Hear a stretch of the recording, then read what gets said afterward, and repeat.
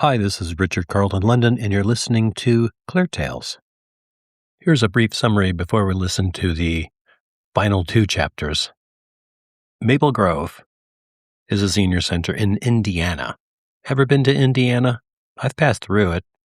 Spent a weekend there once. A nice place. Flat. And here's some trivia for you. Did you know that bluegrass music, which we always think of Kentucky bluegrass, but actually it came from southern Indiana. Southern Indiana, like southern Ohio and northern Kentucky, that's where the Appalachians go through, and that's where bluegrass came from. That's some trivia. Bill Monroe was the mandolin player's name. Anyway, this takes place in Senior Center in Indiana, and there's just a few characters that you're introduced to in this. There's Eleanor. She's kind of the sleuth. She's a resident there, and her buddy Frank. There's Betty, who is an administrative person. Renee, who's the dance director. Harold gets murdered, as it turns out. And the detective, Bryce Callahan. Someone mistakes him as Callaghan, but that's part of the story. Anyway, welcome back, and thanks again. Chapter 4, Callahan. Detective Bryce Callahan crouched over Harold one last time, his pencil tracing a slow arc near the back of the man's head, pushing hair here and there. A distinct small depression, deliberate, not accidental, sat just above the left ear. On the shelf above the body, a pale ring in the dust marked where something had rested for a long time. Whatever it was gone.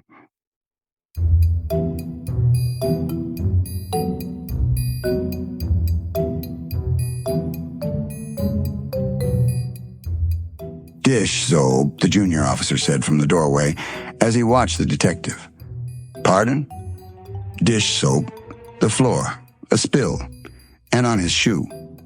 The officer pointed at Harold's left heel, a smear of blue viscous gel.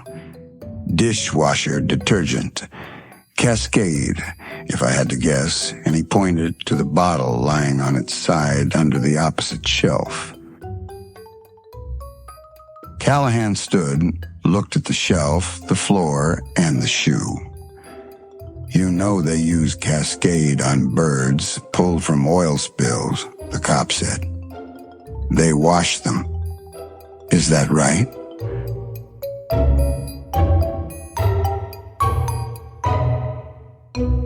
Saw it in a commercial. Callahan straightened his jacket. Let's go talk to some people. They set up in the sing-along room. Callahan took the armchair, wide, upholstered, the kind of chair that had absorbed decades of songs from the Great American Songbook played on the room's upright. The junior officers slid onto the piano bench. One by one, the staff of Maple Grove came in, sat on the sofa, and answered questions with the cheerful reserve of people who had something to protect, but wanted to cooperate. He peppered them with basic questions, taking notes as they responded. The detective asked, "Tell me about what you do here. When do you normally arrive? What time did you arrive today? Where were you between 11 and noon? Did you use the storage room today? Did you see Harold go toward the storage room? Did you see anyone else?" The officer on the piano bench yawned. The last of the staff filed out of the room, and then he prepared to interview 10 residents. Callahan had been a detective for 19 years. He had interviewed gang members, con artists, a woman who casually described poisoning her husband while eating breakfast cereal. None of them had prepared him for the Tuesday regulars at Maple Grove. The first resident, Gerald, wore hearing aids in both ears. Neither were turned up. He leaned forward the moment Callahan introduced himself. "What'd you say your name was?" "Callahan." "Callaghan?" "No, Callahan. Is that Irish?" "Sir, this morning did you—" "My mother was Irish. County Cork." "You know County Cork?" "I don't, sir. This morning did you—" "Beautiful place. Never been, but she talked about it constantly. Talked about everything constantly, God rest her soul." Gerald settled back. "You couldn't get a word in?" "You remind me of her a little." Callahan wrote in his notebook, "Gerald, nothing useful," and moved on. A second resident spent 4 minutes with her head under the side table, searching for an outlet to charge her phone. While down there, she mentioned her feet were swollen, her daughter never called, and the applesauce had been lukewarm again. "It sure is dirty down here. Don't they ever clean?" When she resurfaced, slightly dizzy, Callahan asked if she'd seen anyone near the storage room. "No, honey. I left my distance glasses at home. I can't see past the craft table." The fourth resident asked to use the restroom mid-sentence and did not return for 11 minutes.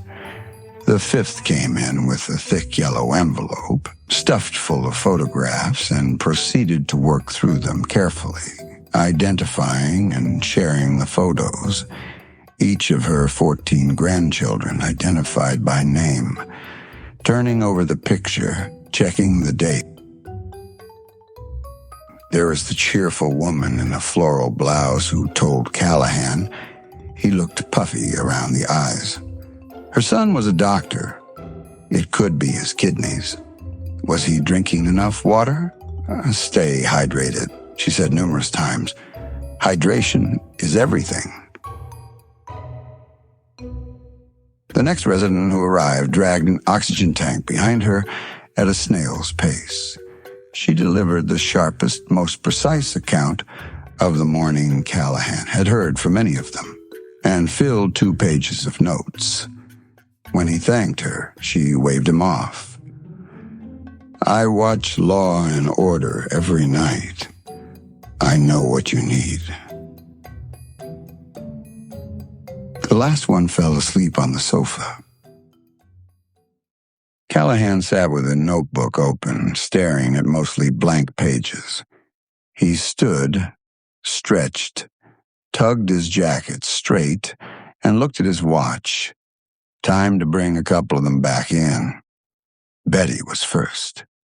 She sat down carefully, as though the sofa might give way. Her folders were gone, and a plastic evidence bag now, labeled and initialed, but her hands still moved as though she were holding them. "You were in the storage room," Callahan said. "Not a question." "Yes." "Harold followed you in." "Yes." "Tell me what happened." Betty glanced at the piano bench, then back. "He wanted the file. I told him I wouldn't give it to him. A specific file. They're all specific. What made this one different?" "It's blue." "What happened next?" "He grabbed my arm." She touched her forearm, the bruise already deep purples under the fluorescent light. "I pulled free. I left." "Did you push him?" "No." "Did he fall?" "No." "He was standing when I left, angry, but standing." Callahan glanced at his officer.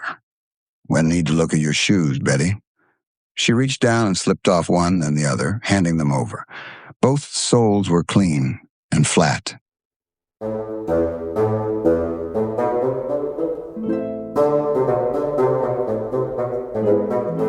Renee came in next. She sat differently than Betty, her spine straight, arms loose, the posture of someone accustomed to instructing others how to sit properly. "You went to the storage room after Betty," Callahan said. "I did." "Why?" A pause. Betty seemed upset. "I knew she went to the storage room. I wanted to make sure everything was all right." "And was it?" "Hello?" Harold was on the floor, she said like Archie Bunker from All in the Family. I stepped in to see if anyone else was there. There wasn't. Did you touch him? I checked for a pulse. There wasn't one. Okay, why didn't you call for help immediately? Renee's jaw set. I was in shock. Wouldn't you be? I stepped back. That's when Eleanor was there. Callahan looked at her tennis shoes, blue and white, some glitter, well worn. He nodded toward them. Renee looked down and said nothing. Nice, huh? Renee said. The officer asked her to remove them, examine the right toe, a smear of blue gel, the same shade as the spill on the supply room floor, the same shade as Harold's heel. He handed them back. Eleanor came in last. She took her time settling into the sofa, adjusted her glasses, set her cane down, and looked at Detective Callahan with the mild, patient expression of a woman who had been waiting her entire life for exactly this kind of conversation. Mrs. Price, Callahan said. Eleanor, she corrected. Eleanor, you were present when the body was discovered. I was. She folded her hands. Though discovered is a little presumptuous. I knew something was wrong before I looked in. Callahan leaned forward. How? Eleanor gave him a long, measured look. Because I have been watching people for 82 years, Detective. And the look on Renee's face when she came out of that room was not the face of a woman who had ever seen a dead person before. Have you seen a dead person before, Ms. Price? The detective asked. Well, I have, yes. My husband. God rest his soul. Well, let's hear a lovely classical piece and a little fun one because it's kind of a humorous story. And we look forward to seeing you at the next episode.